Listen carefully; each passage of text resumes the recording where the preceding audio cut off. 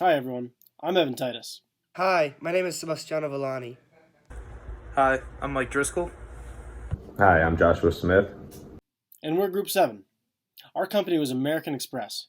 We're going to go over our case questions, MX's vision, mission, and history, an industry and an internal analysis, as well as an assessment of their corporate and business level strategies before we get into their strategic challenges that they may face, and finally our conclusion and recommendations. And these are the case questions for the presentation. Should American Express focus its resources and capabilities towards a new business unit or develop a current business unit? How should American Express go about this? And should any business unit be divested? If so, which one? Now let's start off with some background. What is the mission of American Express? As they have stated in their website, their mission is to become essential to their customers by providing differentiated products and services to help them achieve their aspirations. They also have a mission of providing the world's best customer experience every day. And to do so, they must follow certain values, like deliver for customer, or making it great, do what's right, respect, open-mindedness, team spirit, and community orientation. So to begin, American Express began as a freight forwarding company, and it was founded in 1850. It earned a reputation as a company that people could trust while transporting some of their most valuable possessions. With each new development, one thing remained constant: their commitment to their customers. In 1891, to help adventurous and entrepreneurial customers traveling abroad feel more secure with their money, they introduced the traveler's check. A traveler's check is a medium of exchange utilized as an alternative to hard currency. It's typically used by people on vacation in foreign countries, and it offers a safer way to travel overseas without cash. In 1958, their customers were increasingly on the move and needed the security of traveler's checks with the added flexibility of credit. To support them, Amex introduced their first charge card in the US and Canada. In 1966, after several years of marketing just one card to both consumers and businesses, Amex launched their corporate card in the US to meet commercial customer needs and to give them a better understanding and control of their employees' spending. Starting in 1972, American Express began international card issuing partnerships in both South America and Europe.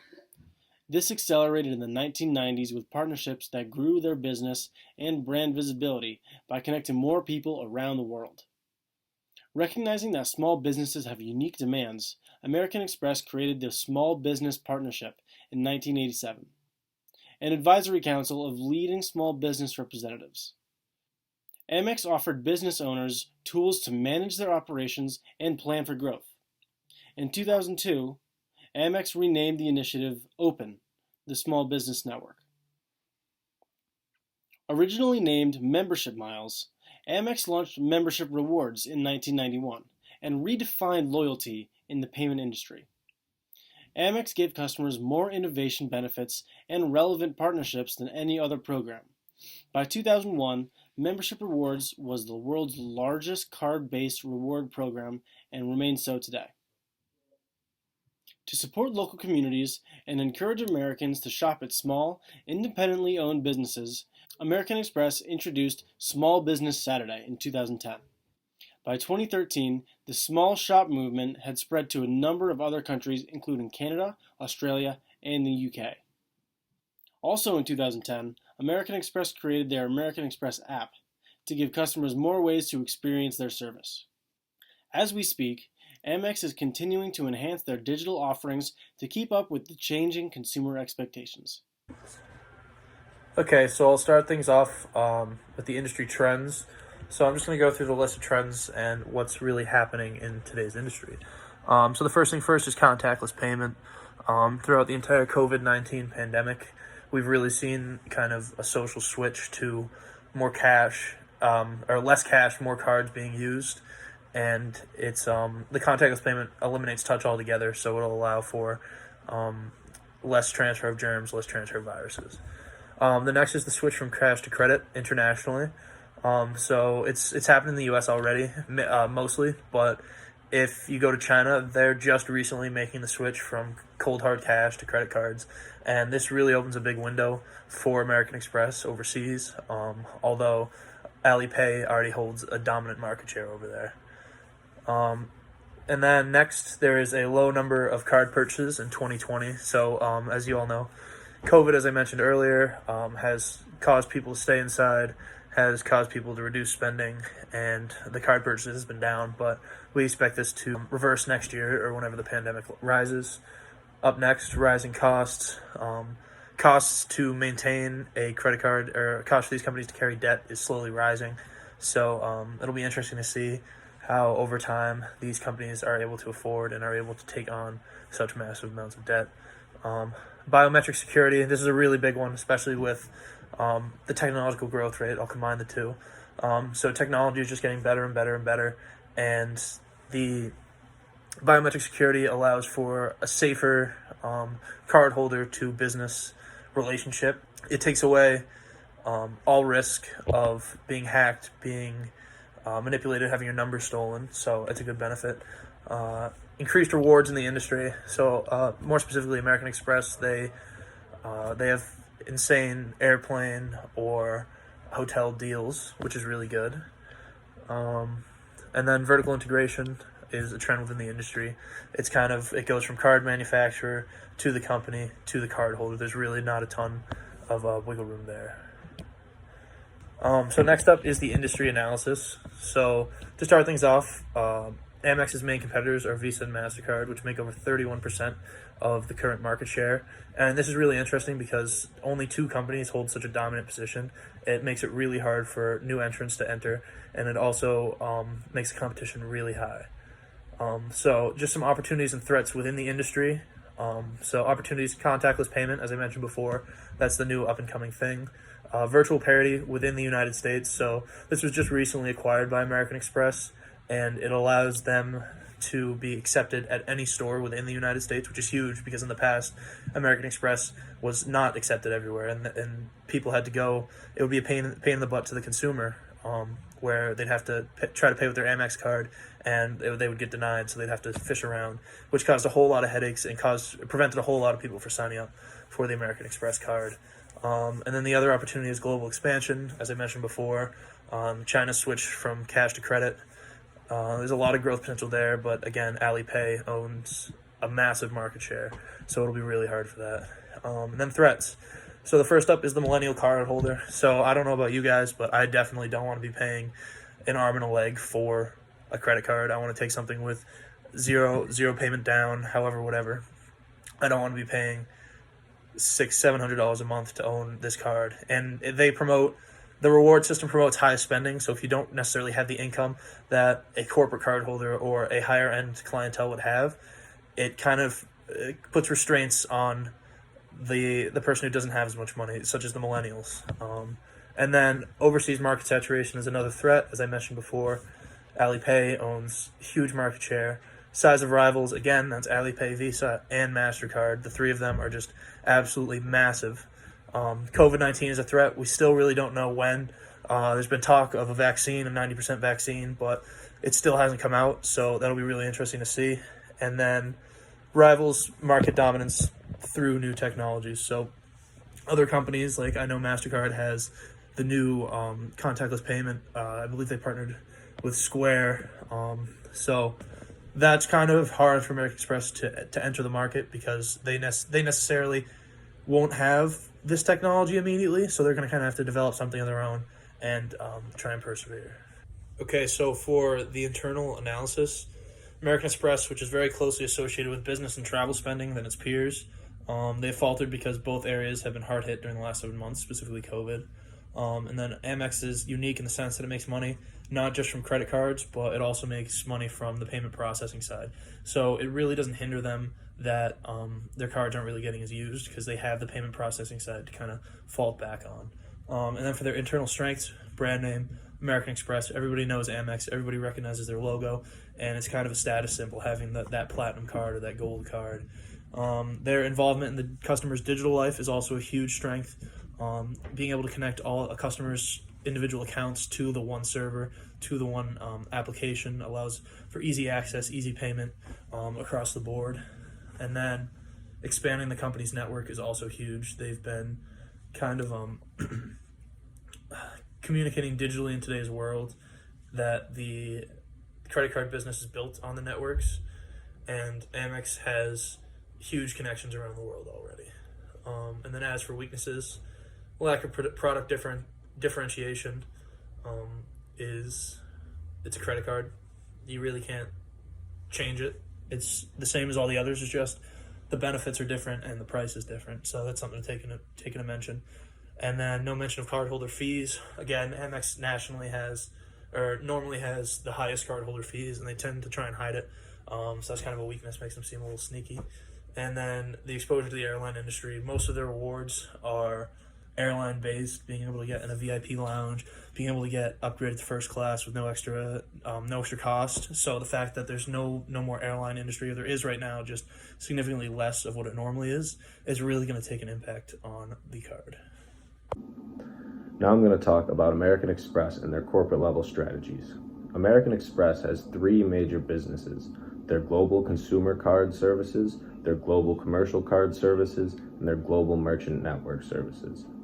Their global consumer card services deals with the day-to-day consumer, everyday transactions. This is like you and I. Their global commercial card services deal with business to business, corporate level transactions, corporate cards, anything of that nature. Their global and merchant network services deal with merchants worldwide, deal with accessibility of their cards, deal with expanding their network, broadening their reach among clientele. American Express has a number of subsidiaries, starting with American Express TRS, which is their travel-related services, moving on to the American Express Bank, Certify, Amex Assurance Company, Cake Technologies, and Pocket Concierge.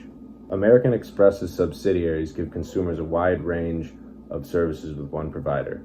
This allows a client to walk into the American Express Bank, handle their traveling expenses, work on their insurance, work on their mortgages, also while paying their credit bill, anything of that nature.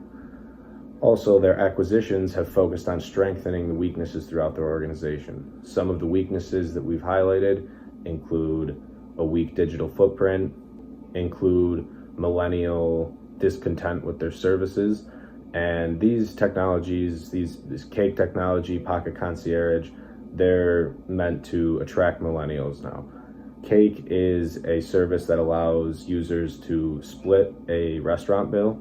This is very common among millennials and will help bring them in. Pocket Concierge is a Japanese-based reservation service for restaurants, which is another big thing for millennials, being able to access reservations on their phone, make sure that they can get in, get out quickly. Moving on to American Express and their business level strategies. As stated on the last slide, American Express has three major businesses. And on this slide, we're going to talk about the strategies that these businesses use. Their global consumer card services segment is looking to expand their foreign share of market by utilizing their brand name. American Express is seen around the world as a statement of wealth. They're known for their black card, their platinum card, and this is something they're going to use to expand into these foreign markets. They also are looking to grow their digital accessibility. This will help bring in millennials who are focused on their phone, who are always on it. Next, the global commercial card services has been shifting towards small businesses. They already have a large market share of the large corporate giants.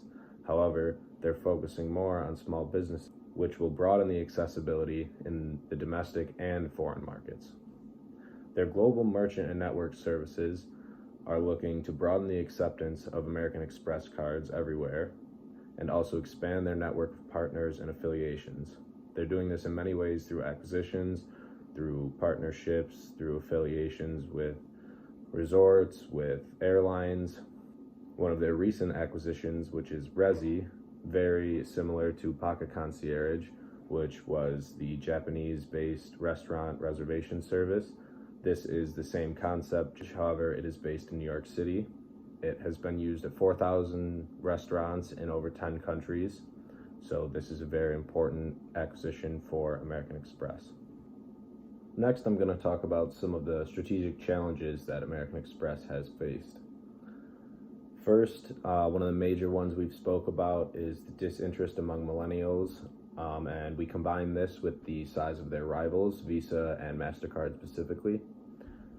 The rivals have many products. Discover is another one of these rivals. They have a great line of products, and it really attracts millennials.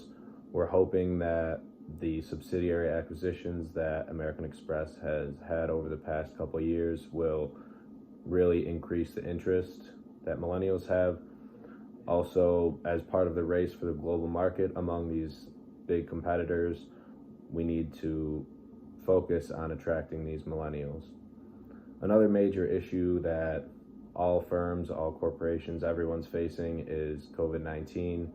This is very impactful for American Express because they're looking to expand into global markets right now, which is seeming hard to do. However, they have come around it by providing care packages to small merchants around the world. Also, we're hoping that they can use COVID-19 to stimulate their digital growth.